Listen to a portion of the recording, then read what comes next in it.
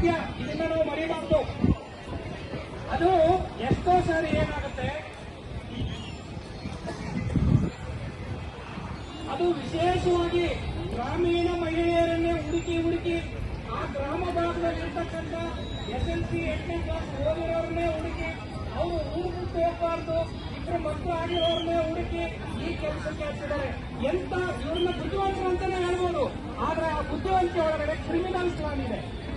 ಮೋಸ ಮಾಡಿ ದುಡಿಸ್ಕೊಳ್ಳುವ ಯೋಜನೆ ಇದರಲ್ಲಿದೆ. ಇಡೀ ದೇಶದಾದ್ಯಂತ ಇದನ್ನ ಅವರು ಮಾಡಿದ್ದಾರೆ. ಸತ್ಯ, ಇದನ್ನ ನಾವು ಮರಿಬಾರ್ದು. ಅದು ಎಷ್ಟೋ ಸಾರಿ ಏನಾಗುತ್ತೆ,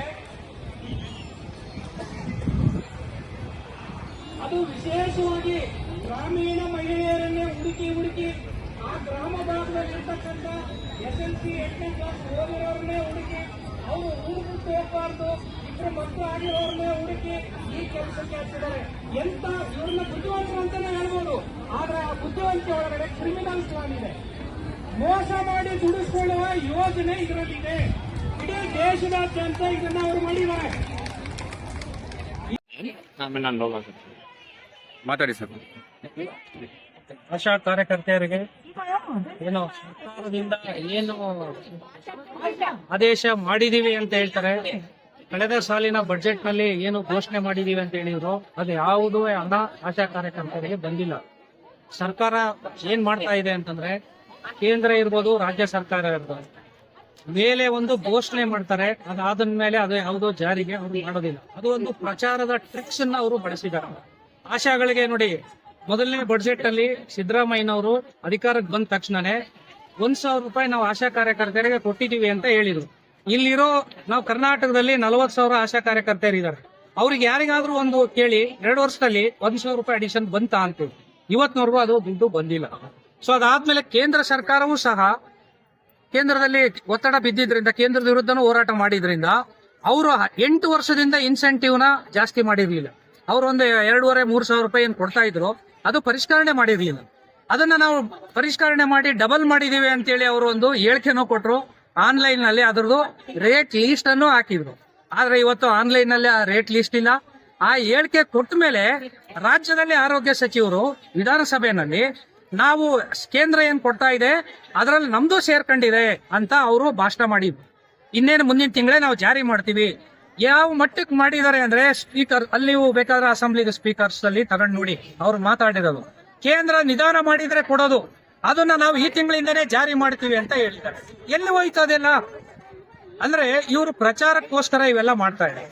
ಇವತ್ತು ಅಧಿಕಾರಕ್ಕೆ ಯಾರು DK ಶಿವಕುಮಾರ್ ಅವರು ಬಂದಿದ್ದಾರೆ, ಅವರು ಆಶಾಗಳ ಬಗ್ಗೆ ತುಂಬಾ ಮಾತಾಡಿದ್ದಾರೆ. ಚುನಾವಣೆಗಿಂತ ಮುಂಚೆ ಬಹಳ ಶೋಷಣೆ ಆಗ್ತಾ ಇದೆ, ಹಾಗೆ ಹೀಗೆ ಅಂತೇಳಿ. ಆಮೇಲೆ ದೊಡ್ಡ ಪ್ರಚಾರನೂ ಮಾಡಿದ್ದಾರೆ. ಆಶಾಗಳು ಫೋಟೋ ಹಾಕೊಂಡ್ಬಿಟ್ಟು ಇವರಿಗೆ ಮಿನಿಮಮ್ ಇಷ್ಟು ಸಿಗ್ಬೇಕು, ಅವರೇ ಹಾಕೊಂಡಿರೋ ಫೋಟೋದಲ್ಲಿ ಇವರಿಗೆ 10,000 ರೂಪಾಯಿ ಕನಿಷ್ಠ ನಿಗದಿ ಮಾಡಿ ಕೊಡೋ ಹಾಗೆ ಆಗಿದೆ ಈಗ ನಮ್ಮ ಸರ್ಕಾರದಿಂದ ಅಂತ ಹೇಳಿದ್ದಾರೆ. ಎಲ್ಲಿದೆ ಅಂದ್ರೆ ಪ್ರಚಾರ ಮಾಡ್ತಾರೆ. ಒಂದು ದೊಡ್ಡ ಸೆಕ್ಷನ್ ಏನು ಇವ್ರು ಹೋರಾಟ ಮಾಡಿದ್ಮೇಲೆ ಪಾಪ ಅನ್ಯಾಯ ಆಗಿದೆ ಅಂತ ಏನು ಹೇಳ್ತಾರೆ, ಮಧ್ಯಮ ವರ್ಗದವರು, ಸ್ವಲ್ಪ ಬುದ್ಧಿ ಇರುವಂತ ವಿದ್ಯಾವಂತರು, ಅವರಿಗೆ ಐವಾಶ್ ಮಾಡೋದಕ್ಕೆ, ಅವರಿಗೆ ಮೋಸ ಮಾಡೋದಕ್ಕೆ, ಇವ್ರಿಗೆ ಮೋಸ ಮಾಡಕ್ಕಾಗಲ್ಲ. ಯಾಕಂದ್ರೆ ಇವ್ರಿಗೆ ಏನು ಹೊಟ್ಟೆಗೆ ಬಂದಿಲ್ಲ. ಜನಸಾಮಾನ್ಯರಿಗೆ ಅವ್ರ ದೃಷ್ಟಿನಲ್ಲಿ ಮೋಸ ಮಾಡ್ತಾ ಇದ್ದಾರೆ ಜನಗಳಿಗೆ. ಅವರು ಯಾವ ತರ ಸುಳ್ಳು ಹೇಳ್ಬಿಟ್ಟು ಕೊಟ್ಟಿದ್ದಾರೆ ಅಂತ ಜನಗಳ ಅಭಿಪ್ರಾಯ ಏನ್ ಬರುತ್ತೆ, ಅವ್ರು ಕೇಳಿದ್ರು ಪಾಪ ಸರ್ಕಾರ ಕೊಟ್ಬಿಡ್ತು ನೋಡು ಅನ್ನೋ ಫೀಲಿಂಗ್ ಬರಂಗೆ ಈ ತರ ಎರಡೂ ಸರ್ಕಾರ, ಕೇಂದ್ರನು ಇದೇ ಕೆಲಸ ಮಾಡ್ತಾ ಇರೋದು, ಇವರು ಮಾಡ್ತಾ ಇರೋದಿದ್ದೇನೆ. ಇದು ಒಂಥರ ಅಚ್ಚೇ ದಿನ ಅಂತ ಏನ್ ಬಂತಲ್ಲ, ಈ ತರದ ಅಚ್ಚೇ ದಿನಗಳು ಜಾಸ್ತಿ ಬರ್ತಾ ಇದೆ. ಎಲ್ಲಾ ವರ್ಗದ ಕಾರ್ಮಿಕರಿಗೂ ಇಂಥದೇ ಮೋಸಗಳು ಆಗ್ತಾ ಇದೆ.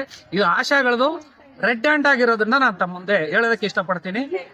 ಆಮೇಲೆ ನೋಡಿ ಎಂತೆಂತ ಮೋಸ ನಡೆಯುತ್ತೆ ಅನ್ನೋದಕ್ಕೆ ಅಧಿಕಾರಿಗಳು ಮೇಲೆ ಕೂತು 1 ತಿಂಗಳ ಹಿಂದೆ ಇವ್ರು ಪ್ರತಿಯೊಂದು ಕೆಲಸ ರೂಟ್ ಲೆವೆಲ್ ಅಲ್ಲಿ ಏನ್ ಮಾಡ್ತಾರೆ, ಅವತ್ತೇ ಅವರು ಆನ್ಲೈನ್ ನಲ್ಲಿ ಅವ್ರ ಪ್ರೈಮರಿ ಹೆಲ್ತ್ ಸೆಂಟರ್ ಅಲ್ಲಿ ಎಂಟ್ರಿ ಆಗ್ತಾರೆ. ಆ ಎಂಟ್ರಿ ಆದ್ರೆ ಇವ್ರಿಗೆ ದುಡ್ಡು ಬರೋದು. ಅವ್ರು ಏನ್ ಮಾಡ್ತಾರೆ, ಆದೇಶ ಹೊರಡಿಸ್ಬಿಟ್ಟು ಆನ್ಲೈನ್ ನಲ್ಲಿ ಇರೋದನ್ನೆಲ್ಲದು ಬಂದ್ ಮಾಡಿದೀವಿ ಅಂತ ಹೇಳ್ತಾರೆ. ತಿಂಗಳಗಟ್ಲೆ ಅದು ಬಂದ್ ಮಾಡಿದ್ಮೇಲೆ ಅದು ಅವತ್ತಿಂದ ಅವತ್ತೇ ಎಂಟ್ರಿ ಆಗ್ಲಿಲ್ಲ ಅಂದ್ರೆ ಇವ್ರಿಗೆ ದುಡ್ಡು ಬರಲ್ಲ. ತಿಂಗಳಗಟ್ಲೆ ಬಂದ್ ಮಾಡ್ಬಿಡೋದು. ಎಂಟ್ರಿ ಮಾಡಿದ್ರೆ ಏನೋ ಇಂಟರ್ನೆಟ್ ಏನೋ ಅನ್ಕೊಂಡು ಎಂಟ್ರಿ ಮಾಡಕ್ ಆಗಲ್ಲ ಪಾಪ ಇವ್ರಿಗೆ. ಅದನ್ನ ಸ್ಥಗಿತಗೊಳಿಸ್ಬಿಟ್ಟು ನಮಗೆಲ್ಲ ಗಮನಕ್ಕೆ ಬರೋದಕ್ಕೆ 3 ತಿಂಗಳಾಗೋಗುತ್ತೆ.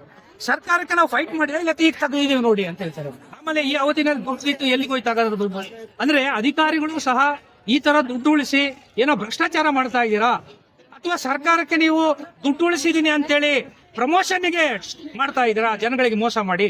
ಈ ಪ್ರಶ್ನೆ ನಾವು ನೇರವಾಗಿ ಸರ್ಕಾರವನ್ನ ಕೇಳ್ಬೇಕಾಗುತ್ತೆ. ಸೊ ಇಂಥ ಮೋಸಗಳು ಆಶಾಗಳಲ್ಲಿ ನಡೀತಾ ಇದೆ. ಸೊ ಇದ್ರ ವಿರುದ್ಧ ನಮ್ಮ ಆಶಾ ಕಾರ್ಯಕರ್ತೆಯರು ಇವತ್ತು ಈ ಹೋರಾಟವನ್ನು ಮಾಡ್ತಾರೆ.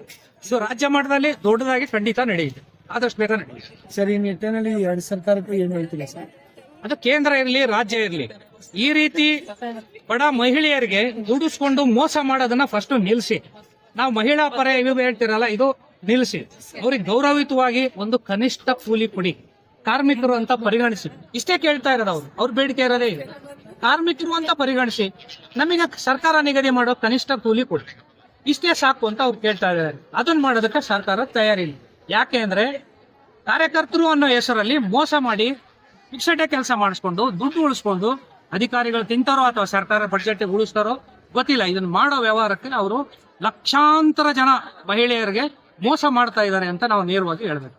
ಮತ್ತೆ ನೀವು ಹೋರಾಟ ಮಾಡ್ತಾ ಇದ್ದೀರಾ ಸರ್, ಈ ನಿಟ್ಟಿನಲ್ಲಿ ಆಗ್ಲಿಲ್ಲ ಅಂದ್ರೆ ಮುಂದಿನ ಇವತ್ತು ನಾವು ಸಿಇಒಗಳಿಗೆ ಇಡೀ ರಾಜ್ಯದಲ್ಲಿ ಪ್ರೊಟೆಸ್ಟ್ ಮಾಡಿ ಎಲ್ಲ ಜಿಲ್ಲಾ ಕೇಂದ್ರಗಳಲ್ಲಿ ಮನವಿಯನ್ನ ಕೊಟ್ಟಿದೀವಿ. ಈ ತರದ್ದೆಲ್ಲ ಏನೇನು ಬೆಳವಣಿಗೆಗಳಾಗಿದೆ ಅದ್ರ ಬಗ್ಗೆ ಅವರು ಮೀಟಿಂಗ್ ಕರೆದು ಸಮಸ್ಯೆ ಬಗೆಹರಿಸಿದ್ರೆ ನಮ್ದೇನು ತಕರಾರಿಲ್ಲ. ಬಗೆಹರಿಸ್ತಾ ಇದ್ರೆ ಬೆಂಗಳೂರಲ್ಲಿ ಈ ಸಾರಿ ಬಹಳ ದೊಡ್ಡ ಹೋರಾಟ ನಡೆಯುತ್ತೆ. ಈ ಸಾರಿ ಅಲ್ಲಿ ಹೋದ್ರೆ ಯಾರೋ ಸಹಾಯ ಡಿಮ್ಯಾಂಡ್, ಯಾಕಂದ್ರೆ ಸುಳ್ಳು ಭರವಸೆಯಿಂದ ಬರೋದಕ್ಕೆ ಯಾರು ಆಶೆಗಳು ತಯಾರಿಲ್ಲ. ದೊಡ್ಡ ಮಟ್ಟದ ಹೋರಾಟಕ್ಕೆ ಅವರು ಸಜ್ಜಾಗ್ತಾ ಇದ್ದಾರೆ ಅನ್ನೋದನ್ನು ಸಹ ಈ ಮೂಲಕ ಹೇಳೋದಕ್ಕೆ ಇಷ್ಟಪಡ್ತೀನಿ. ನನ್ನ ಹೆಸರು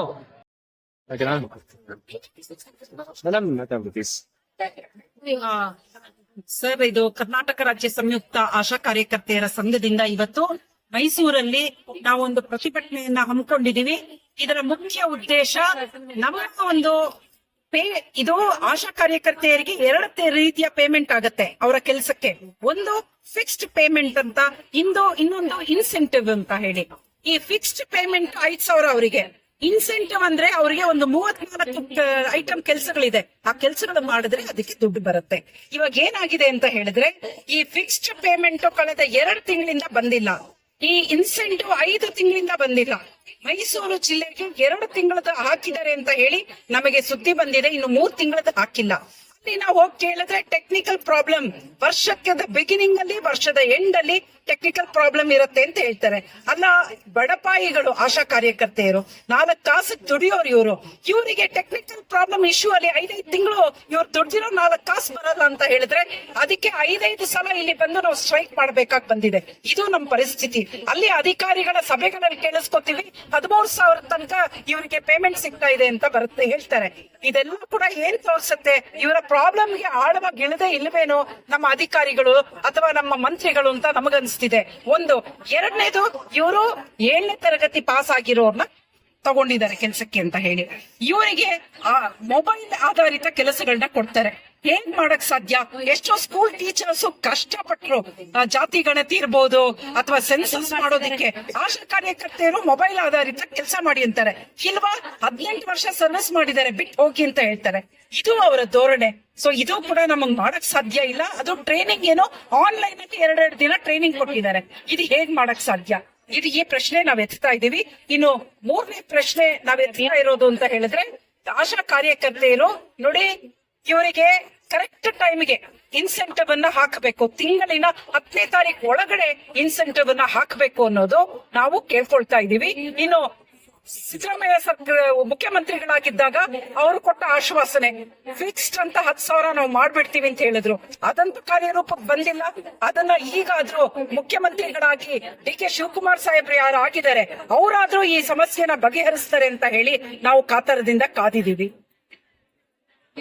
ಹೆಸರು ಉಮಾದೇವಿ, ಕರ್ನಾಟಕ ರಾಜ್ಯ ಸಂಯುಕ್ತ ಆಶಾ ಕಾರ್ಯಕರ್ತೆಯರ ಸಂಘದ ರಾಜ್ಯ ಉಪಾಧ್ಯಕ್ಷೆ. ಮೇಡಮ್, ನೀವು ಹೋರಾಟ ಮಾಡ್ತಾ ಇದ್ದೀರಾ, ಈ ನಿಟ್ಟಿನಲ್ಲಿ ಸರ್ಕಾರಕ್ಕೆ ಏನ್ ಹೇಳಕ್ ಇಷ್ಟಪಡ್ತೀರಾ? ನಾನ್ ಹೇಳಿದೀವಲ್ಲ ಸರ್, ಈ ಪ್ರಾಬ್ಲಮ್ ಎಲ್ಲ ಸಾಲ್ವ್ ಮುಂದಿನ ಕ್ರಮ ಏನೇನು? ಮುಂದಿನ ಕ್ರಮ ನಮ್ ಇನ್ಸೆಂಟಿವ್ ನ 10ನೇ ತಾರೀಕು ಒಳಗಡೆ ಹಾಕ್ಬಿಡಿ ನಮ್ ದುಡ್ಡು. ಇಷ್ಟೇ. ಬಂದ್ ಮಾಡ್ತೀವಿ ಸರ್ ನಾವು. ಕೆಲಸ ನಿಲ್ಲಿಸ್ಬಿಟ್ಟು ನಾವೆಲ್ಲ ಡಿಸಿ ಆಫೀಸ್ಗಳ ಮುಂದೆ ನಾವು ಧರಣಾ ಕುತ್ಕೊಂಡ್ಬಿಡ್ತೀವಿ, ಕೆಲಸ ನಿಲ್ಲಿಸ್ಬಿಡ್ತೀವಿ ನಾವು. ಇದು ನಾವು ಹೇಳಕ್ ಇಷ್ಟಪಡ್ತೀವಿ ಈ ಸಂದರ್ಭದಲ್ಲಿ.